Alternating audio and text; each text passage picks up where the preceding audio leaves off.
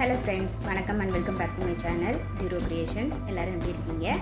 இன்றைக்கி நம்ம சேனலில் என்ன வீடியோன்னு பார்க்குறதுக்கு முன்னாடி நீங்கள் என்னோடய சேனலை ஃபஸ்ட் டைம் பார்க்குறீங்கன்னா மறக்காமல் ப்ளீஸ் பியூரோ கிரியேஷன் சேனலுக்கு சப்ஸ்கிரைப் பண்ணி கூடவே பக்கத்தில் இருக்கிற பெல்லைக்கான ப்ரெஸ் பண்ணி சேவ் பண்ணிக்கோங்க.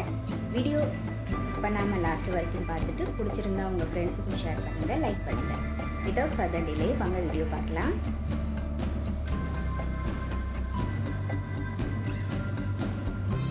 இன்றைக்கி வீடியோவில் ஈக்கோ ஃப்ரெண்ட்லியாக எப்படி வீட்டிலையே நம்ம விநாயகர் ரெடி பண்ணலாம் அப்படிங்கிறதையும் ஒரு டேஸ்டியான டிஃப்ரெண்ட்டான ரெசிபியும் பார்க்கலாம்.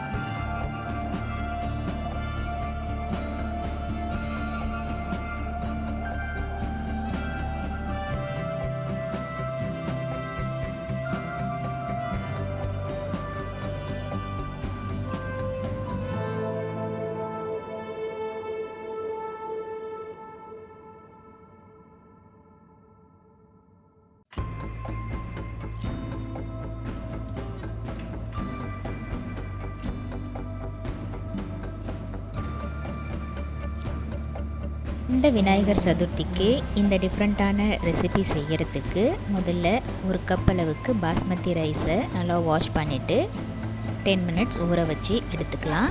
அடுத்து மாவு ரெடி பண்ணுறதுக்கு ஒரு கடாயில் 1 டம்ளர் அளவுக்கு தண்ணி சேர்த்து கூடவே டேஸ்ட்டுக்கு தகுந்த உப்பு 2 டீஸ்பூன் எண்ணெய் சேர்த்து அரிசி மாவையும் சேர்த்து நல்லா மிக்ஸ் பண்ணி கொழுக்கட்டை மாவு ரெடி பண்ணிக்கலாம். சாஃப்டான கொழுக்கட்டை மாவு மிக்ஸ் பண்ணதும் மசாலாக்காக அடுத்து அதே கடாயில் கொஞ்சமாக எண்ணெய் சேர்த்து எண்ணெய் சூடானதும் 1 டீஸ்பூன் கடுகு சேர்த்துருக்கேன். கடுகு பொரிஞ்சதும் வெங்காயம் 1 கப் சேர்த்து பொன்னிறமாக வதக்கி கூடவே 1/2 டீஸ்பூன் மஞ்சள்தூள், காரத்துக்கு தகுந்த மிளகாய்த்தூள், தேவையான அளவுக்கு உப்பு சேர்த்து ஆல்ரெடி வேக விட்டு மசிச்சு வச்சுருக்க உருளைக்கிழங்கையும் சேர்த்து நல்லா மிக்ஸ் பண்ணி ஸ்டஃபிங்க்கான மசாலா ரெடி பண்ணிக்கலாம். கொழுக்கட்டை மாவு மசாலா ரெடியானதும் நம்ம பிசைஞ்சு வச்சுருக்க அந்த கொழுக்கட்டை மாவுலேருந்து கொஞ்சமாக எடுத்து லைட்டாக தட்டி கூடவே நம்ம ரெடி பண்ணி வச்சுருக்க மசாலாவையும் ஸ்டஃபிங் பண்ணி ஊற வச்சு வச்சுருந்த பாஸ்மதி ரைஸை கோட்டிங்காக கொடுத்து ரெடி பண்ணி இட்லி பாத்திரத்தில் வச்சு வேக விட்டு எடுத்துக்கலாம். ரொம்ப டேஸ்டியான கொழுக்கட்டையும் ரெடி ஆகிடுச்சு.